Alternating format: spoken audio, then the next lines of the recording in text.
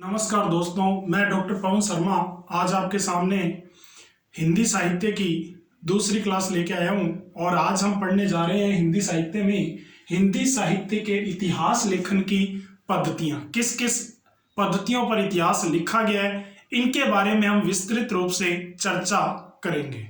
ठीक है दोस्तों, तो देखो, सबसे पहले जो पद्धति का नाम है वो है वर्णानुक्रम पद्धति, या इसी का नाम है वर्णमाला पद्धति। ठीक है दोस्तों, फिर जो दूसरी पद्धति है इसका नाम है कालानुक्रमी पद्धति, या तीसरी जो है उसका नाम है वैज्ञानिक पद्धति, और चौथी जो पद्धति है इसका नाम है विधेयवादी पद्धति। तो ये चार प्रमुख पद्धतियां हैं जिस पर इतिहास लिखा गया है। ठीक है दोस्तों, तो अब इन पद्धतियों में क्या क्या बातें और क्या क्या प्रश्न हमारे बनते हैं वो हम देखते हैं। तो देखो, सबसे पहले वर्णानुक्रम पद्धति या वर्णमाला पद्धति, नाम से ही पता लग रहा है वर्णमाला। तो नामों के अनुसार जो भी कवि होते थे उनके नाम के अनुसार ही, वर्ण के अनुसार ही इसके अंदर क्या किया जाता था, उनका वर्णन किया जाता था, प्रारंभ किया जाता था। तो जैसे कै अक्षर से प्रारंभ है तो कबीर आगे, और कै से ही केशव आगे।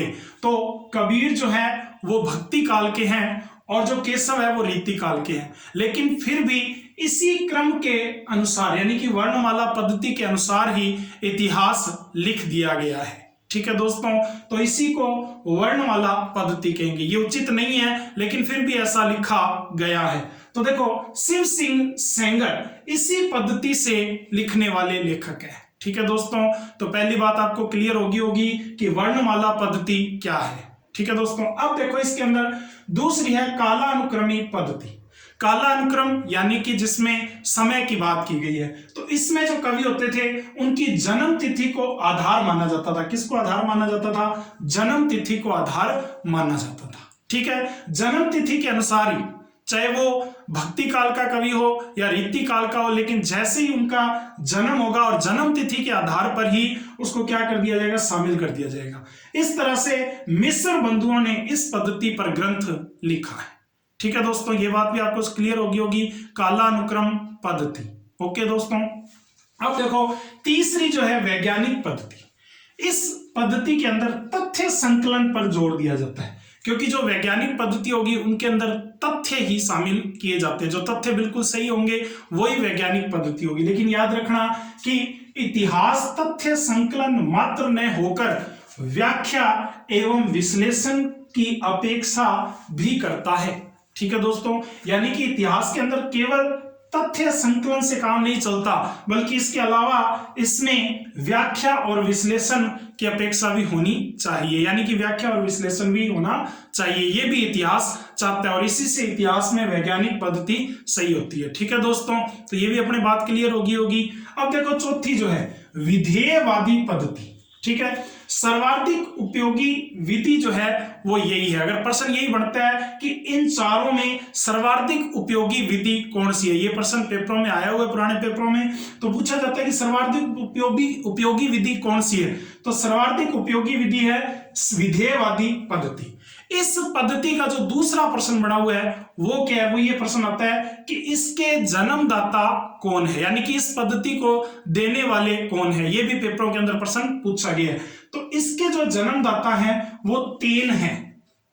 पिछली क्लास में हमने तीन के बारे में पढ़ा भी था, उनकी परिभाषा भी पढ़ी थी जो हमने पहली क्लास ली थी। ठीक है, अब देखो इन्होंने तीन शब्दों में बांटा है।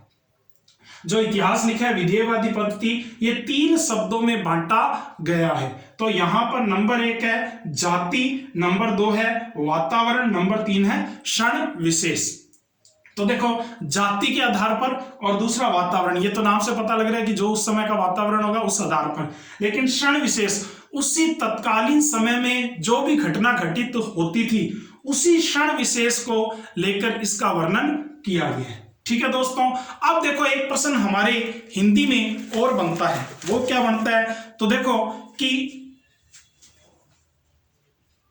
हिंदी साहित्य में, जो हमारा हिंदी साहित्य है, हिंदी साहित्य में इतिहास लिखने की पद्धति, इतिहास लिखने की पद्धति, ठीक है, का सूत्रपात किसने किया? तो उत्तर होगा आचार्य रामचंद्र शुक्ल। और आचार्य रामचंद्र शुक्ल जी ने उस समय की प्रवृत्तियों, उस समय के क्षण विशेष, उस समय के वातावरण को ध्यान में रखा और इसी पद्धति पर क्या किया?